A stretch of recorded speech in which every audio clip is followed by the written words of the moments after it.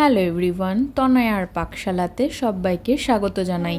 যারা first time চ্যানেলটা visit করছো তাদের কাছে অনুরোধ রইল চ্যানেলটা সাবস্ক্রাইব করো, পাশে থাকা বেল আইকনটি প্রেস করো যাতে নতুন নোটিফিকেশন তোমাদের সামনে চলে আসে।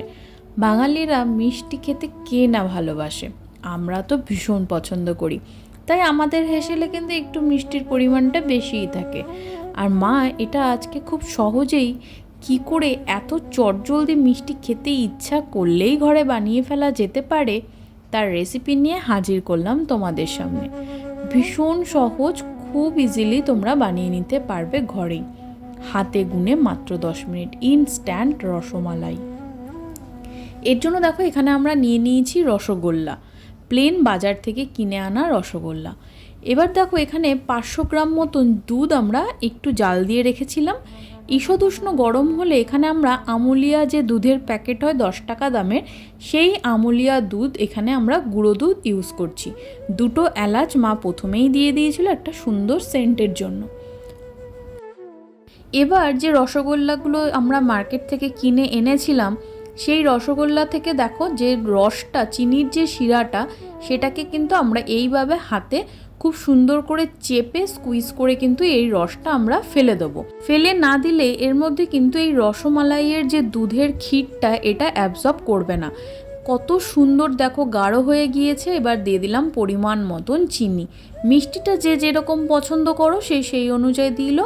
এবার এখানে দিলাম সামান্য একটু নুন। মা বলে মিষ্টির যে কোনো রান্নাতেই যদি একটু নুন দেওয়া যায় তার ব্যালেন্সটা বেশ ভালো আসে স্বাদটা। এবার দেখো রসগোল্লাগুলোকে যেহেতু একটু বড় সাইজের ছিল সেই জন্য এগুলোকে আমরা 3টে টুকরো করেছি।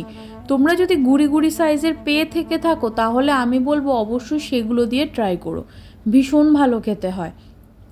আর যদি মিডিয়াম হয় তাহলে অবশ্যই 2 টুকরো করো। খুব বেশি যদি তোমরা এটাকে কুচিয়ে দাও তাহলে কিন্তু দুধে পড়ার পর এটা কিন্তু ছেড়ে যাবে এবং একদম ঘেটে যাবে। দেখো দুধ আমাদের কিন্তু প্রায় 250 গ্রাম মতন হয়ে গিয়েছে, যেটা একদম পারফেক্ট। এবার এখানে কিন্তু আমরা রস চিপে যে রেখে দিয়েছিলাম সেই রসগোল্লাগুলোকে দিয়ে কিন্তু জাস্ট একটা বলক ওঠার জন্য অপেক্ষা করব।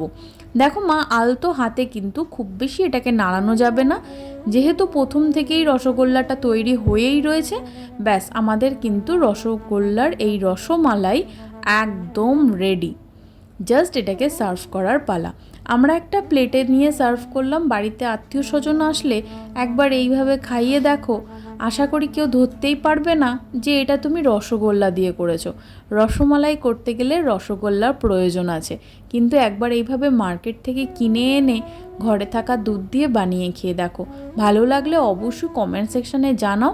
ওপর থেকে গার্নিশিংয়ের জন্য দিলাম সামান্য একটু আমন্ড বাদাম, এটা সম্পূর্ণ অপশনাল। আর দেওয়া হয়েছিল কিছুটা কনডেন্স মিল্ক। ব্যাস আর কিচ্ছু না, খেতে অসাধারণ হয়। আমি তোমাদের হাইলি একবার রেকমেন্ড করব, একবার এইভাবে রসগোল্লা দিয়ে রসমালাই বানিয়ে দেখো। আর জানাও তোমাদের কেমন লাগলো ভিডিওটি, তার সাথে রেসিপিটিও। এর মধ্যে কিন্তু রসগোল্লার রস একদম ইউজ করবে না, তাহলে অনেক সময় কিন্তু দুধ কেটে যাওয়ার প্রবণতা বেড়ে যায়। ভিডিওটা ভালো লাগলে অবশ্যই চ্যানেলটা ছেড়ে যাওয়ার আগে অনুরোধ রইল চ্যানেলটা সাবস্ক্রাইব করো, পাশে থাকা বেল আইকনটি প্রেস করো যাতে নতুন নোটিফিকেশন তোমাদের সামনে চলে আসে। ধন্যবাদ, দেখা হচ্ছে আরও একটা রেসিপি।